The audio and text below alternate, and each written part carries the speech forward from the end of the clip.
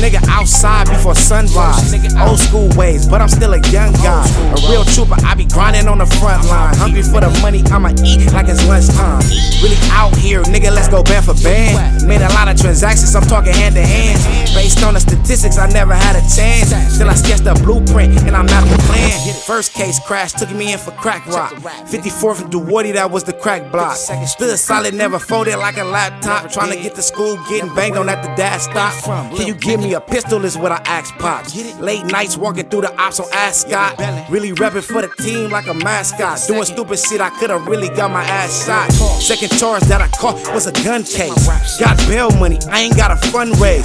Still remember being broke with a fun day. I overgrind cause debts can't go unpaid. So I'm serving like way to serve lunch trade. The 2 doors a Challenger, not a Mustang.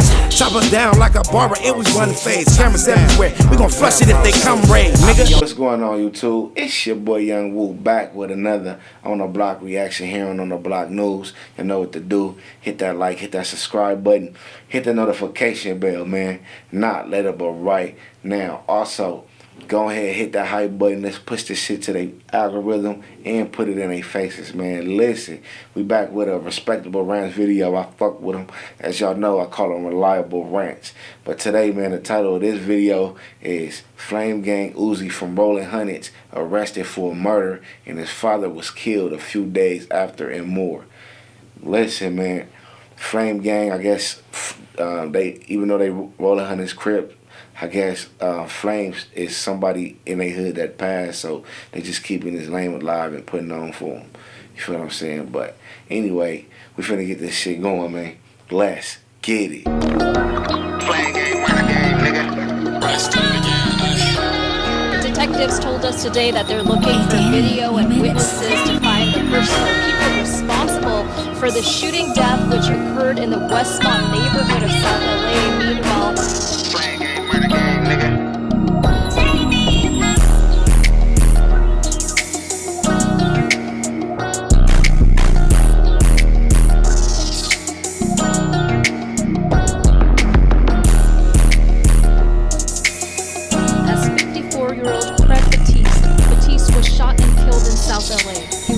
by those who knew him as a pillar in the community, a former gang member turned peacemaker. Batiste was a gang intervention worker in LA.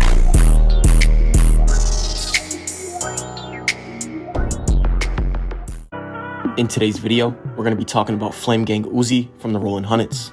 We're going to break down everything from his cases, to how his name would be brought up in a double murder, to how he would be arrested for a murder, and his father was killed just a few days after that.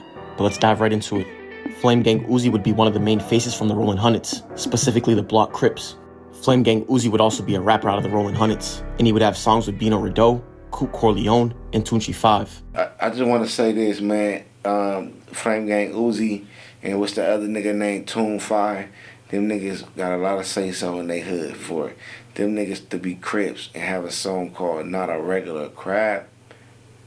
And I ain't hear no politics about it. Niggas ain't say nothing. Press no lines, no online shit, nothing. That lets you know the respect they got in their hood. You know, niggas know they ain't the type of niggas that you'll get at about that. You feel what I'm saying? And speak for itself. You hear a lot about that shit. And I'm just saying, man, I'm not glorifying this shit, kids. So stay out the streets. But listen, we finna get this shit back going. Let's get it. And one of his most popular songs would be Not a Regular Crab featuring Tunchi 5. But now we're going to dive into Uzi's first arrest as an adult, and he was arrested on July 4th of 2014. And on that day, they would book him for 1 count of carrying a concealed weapon on a person. He would then have to sit in the county jail for exactly 2 weeks fighting this case, but on July 18th of 2014, they would allow him to post a $35,000 bail. He would then be able to fight this case from the streets for the next few months. But 5 months after being arrested, he would take a plea deal on December 23rd of 2014. And on that day, they would give him 2 years in state prison, but with halftime, so he would be released at the end of 2015. And after his release, FlameGang Uzi stayed out of trouble for the next few years. He stood free for about 2 years, but he was arrested again on June 12th of 2017. And they booked him for 1 count of assault with a deadly weapon that's not a firearm on a police officer that's likely to cause great bodily injury. And count 2 was evading police. And it's alleged that police would attempt to pull him over, and he would take him on a high-speed chase. And during the chase, it's alleged that an off-duty officer tried to intervene, and that's when it's alleged that FlameGang Uzi hit him with his vehicle. He would then have to sit in the county jail for 2 months, but on August 24th of 2017, they would allow him to post a $125,000 bail. In just 2 months after bailing out, FlameGang Uzi's name would be brought up in a double homicide. And the double murder happened in the morning of October 15th of 2017, where somebody named Clifford Benton and Warner Stern was murdered in the A-Tray Gangsters. And the shooting happened on the 1700 block of West 77th Street. And they would say that Clifford Benton and Warner Stern were playing dominoes, standing next to a group of teenagers, when 2 young men would approach and yell out a gang slur and suddenly open fire. The shooting happened at about 11:30 in the morning, and police would say they believed the shooters were in their late teens to early 20s. Clifford Benton was pronounced dead 20 minutes after the shooting, and Warner Stern was pronounced dead at 5:45 in the morning the next day. And shortly after the shooting, detectives interrogated the young group that was standing next to the murder victims.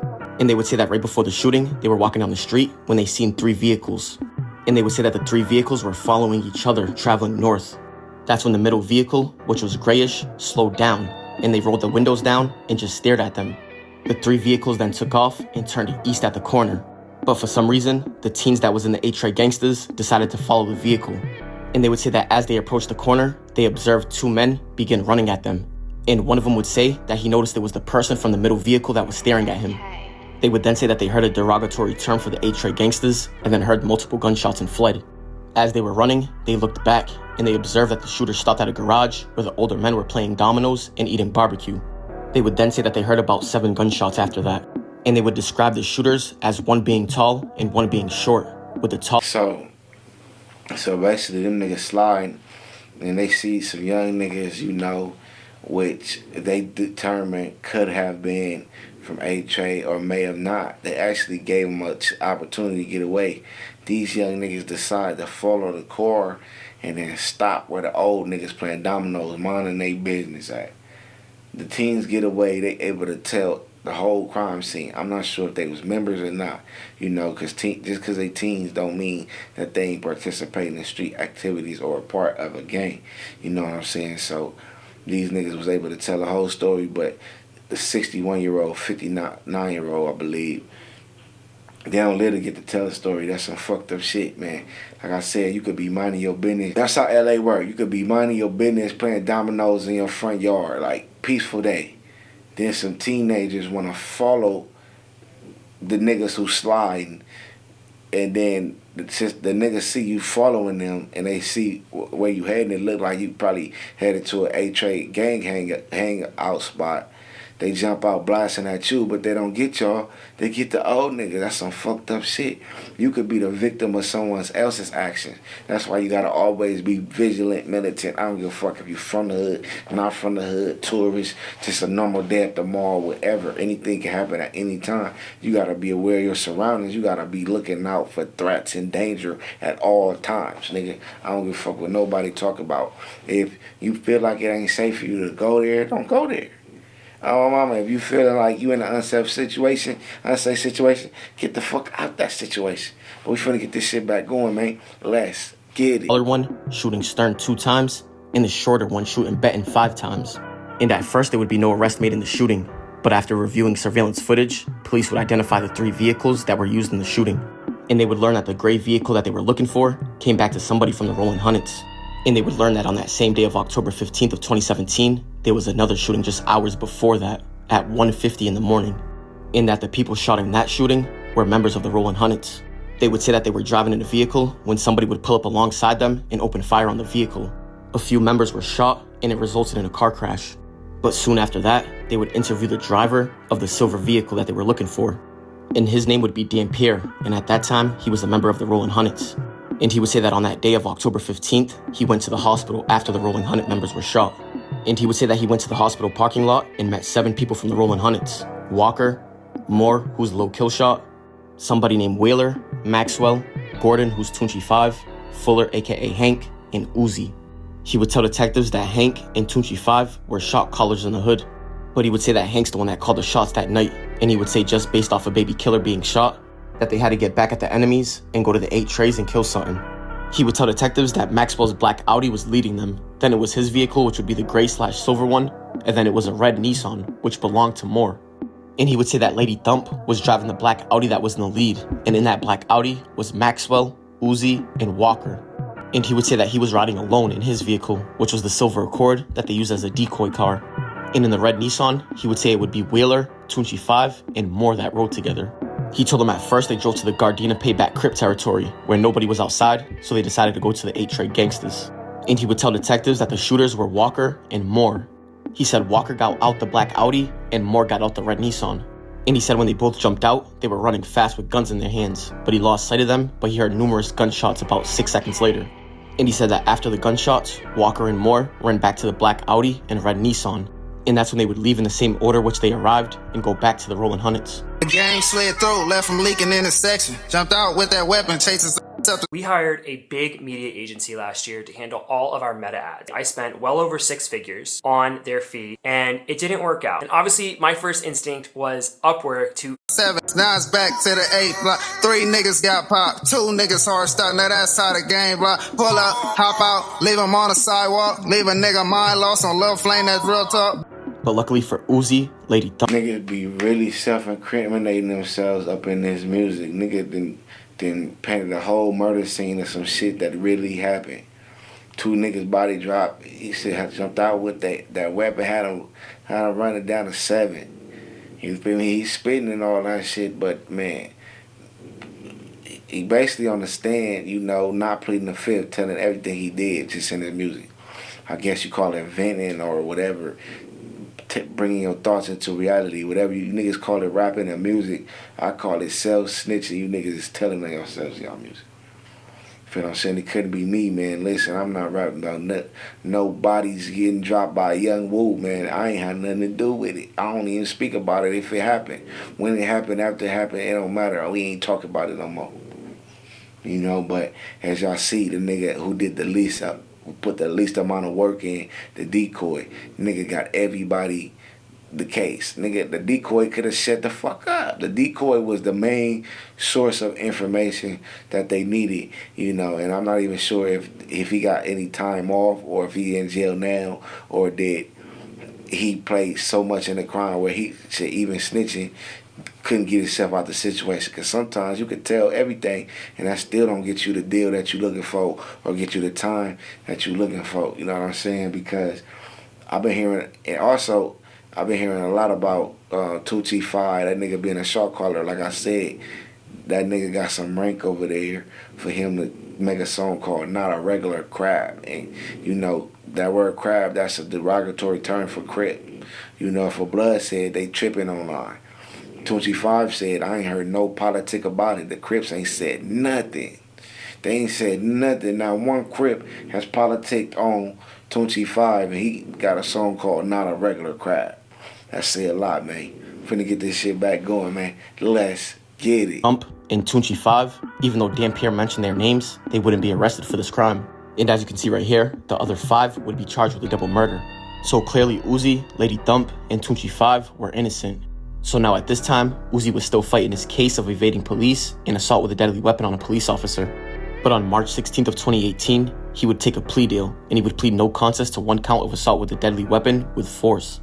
And he would have the other 2 counts dismissed due to the plea negotiation. And on April 18th of 2018, they would sentence him to 3 years in state prison with halftime. So he really only had to do a year and a half and he was released in 2020. And shortly after his release, him and Tunchi 5 would drop their viral song Not a Regular Crab, where as of right now, it has 1.2 million views on YouTube. But 1 year after they dropped Not a Regular Crab, FlameGang Uzi was arrested for a murder on September 2nd of 2021, where at first, he was held on a $2 million bail, but luckily for FlameGang Uzi, he was wrongly accused again, and he would get a DA reject on this case. And since it was a DA reject, there's not much details on the case. But just a couple of days after getting that DA reject, sadly, FlameGang Uzi's father would be murdered on September 8th of 2021. He was shot at 8:45 in the morning on the corner of Hobart and 111th Street. He worked as a gang interventionist, and they would say that he died at the age of 54. He was standing near the intersection when a dark-colored sedan drove up and opened fire on him. That's when he started to run away, and the shooter jumped out the vehicle and chased him. The shooter would then jump back in the vehicle, and they would drive away heading west on 111th Street. And detectives would find him unresponsive in a driveway, suffering from multiple gunshot wounds. Until this day, there would be no arrest made in his murder. But it's rumored and alleged that Manhattan from 111 Neighborhood Crip would actually be responsible for the murder of his father.